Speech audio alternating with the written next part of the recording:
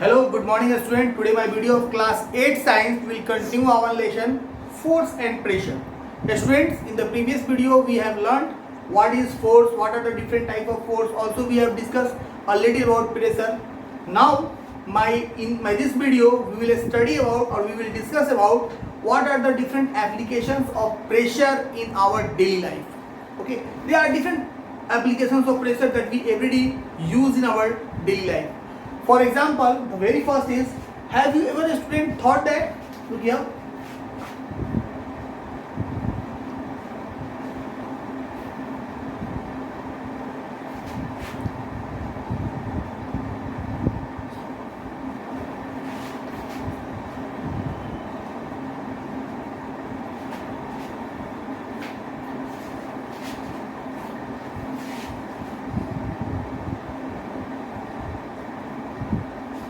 applications of pressure in our daily life.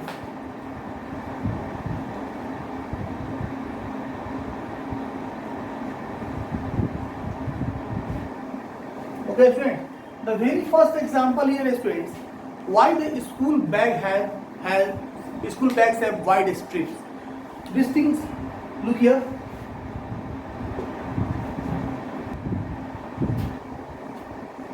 Why the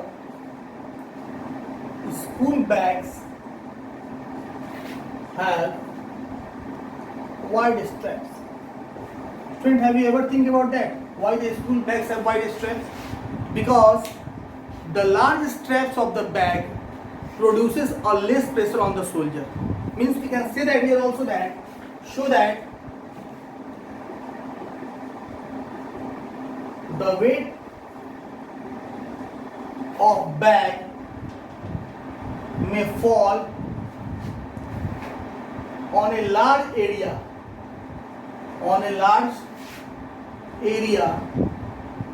of the shoulder of the child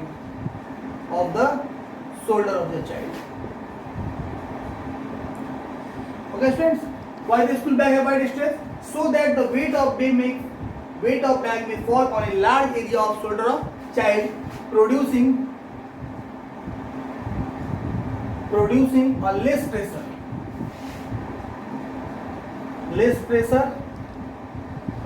on the shoulder of the child,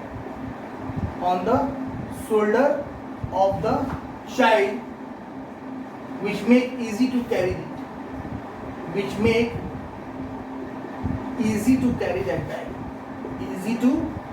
that bag.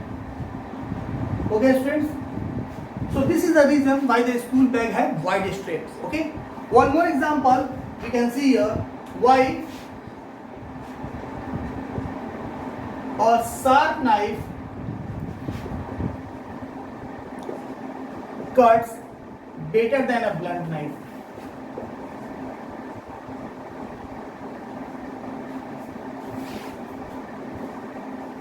Okay students, what happens in sharp knife and blunt knife? What is the main difference between the sharp knife and the blunt knife? A sharp knife has a thin edge, while a blunt knife has a thick edge. So this thin edge produces a large pressure. This thin edge comes in the contact with a very less contact of the cutting objects and produces a large pressure. And when a large pressure is produced on the cutting objects, it makes them easy to cut. Okay students, what is the difference between the sharp knife and blunt knife? A blunt knife has thick edge, while a sharp knife has thin edge. Now here the contact area is reduces. So when the contact area is reduces, the pressure of the force increases here. So we can write here, because a sharp knife has a thin edge, which produces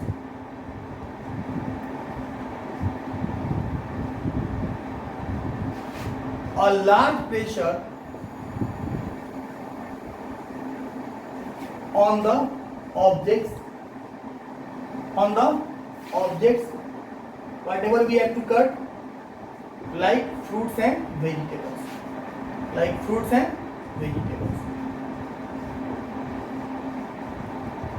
Okay students, one more example we have to see here. Why there is a very sharp tip of the needle, but before we have to clean it, so just a minute. Here a question is, why the tip of a needle is sharp? Have you ever think students? Sorry, thought students, why the tip of a needle is sharp?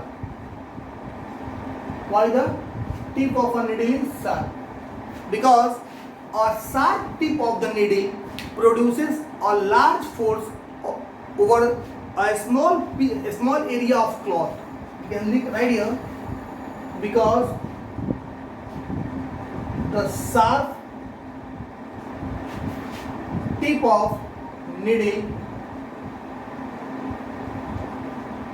produces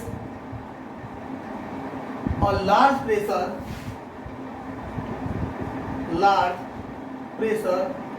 on a very small area of, on a very less area of, less or small, you can also write, a small area of cloth, and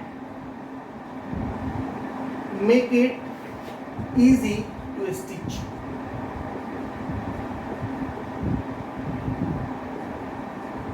Okay friends, similarly, have you ever seen the truck that carry very heavy loads, they having 8 tires rather than 4 tires? Why? Because the area of 8 tires is much more than the area of 4 tires, and when the area increases here, the pressure exerted by the truck carrying heavy loads have a large pressure. So for reducing their pressure on the roads, they having 8 tires rather than 4 tires. So these are some applications that we always follow. You have also seen in a nail that we dip in our walls, they having very sharp tip. Why? Because there is a very less area, and when this less area we applied over the wall and apply a force of hammer over it, then this less area produces a large pressure on the wall, and easily this nail dip into the wall. But if we change the side of the nail, and this part of the nail if we keep here and try to pressure over that part of the nail, then what happens? Then there is a large area. Should the same pressure, the same force is not applied, we apply same force, but the pressure is not same on the wall, and due to this part of the nail will not go easily inside, dip in the wall. Okay, so these are some applications of pressure that we follow in our daily life. Now students, we are going to discuss how the pressure applied by the liquids. Pressure applied by the liquid. How a pressure applied liquid? Pressure exerted by liquids. Now students, we are going to discuss pressure exerted by liquids. Exerted by liquids. Students, very first thing what we have to know about the pressure exerted by liquid.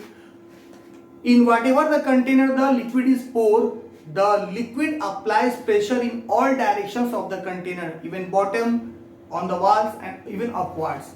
A liquid exerts pressure in all directions. Pressure in all directions of the container in which it is poured, even upwards also. Even upwards also. Means suppose here is a container, and if this container is completely filled by the liquid,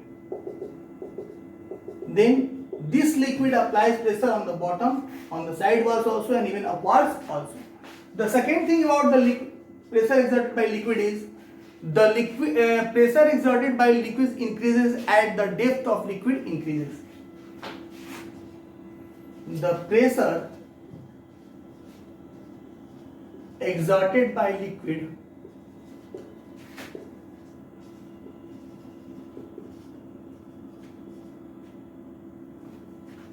increases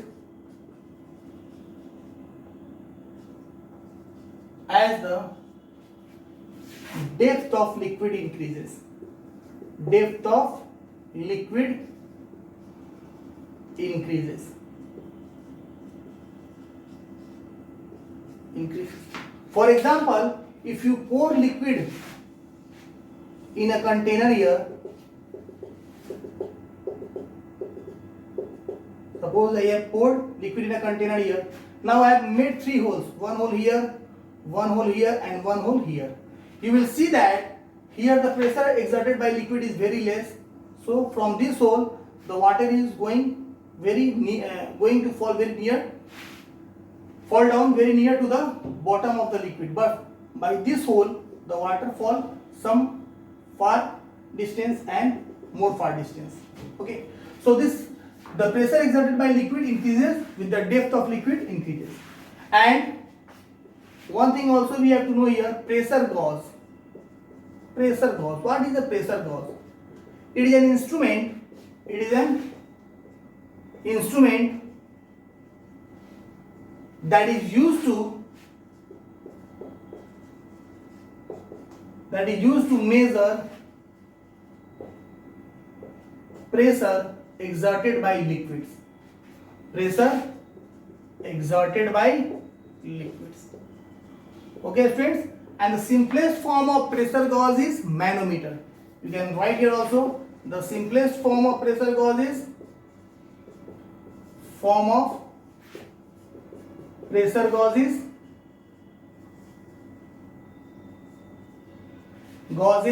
manometer.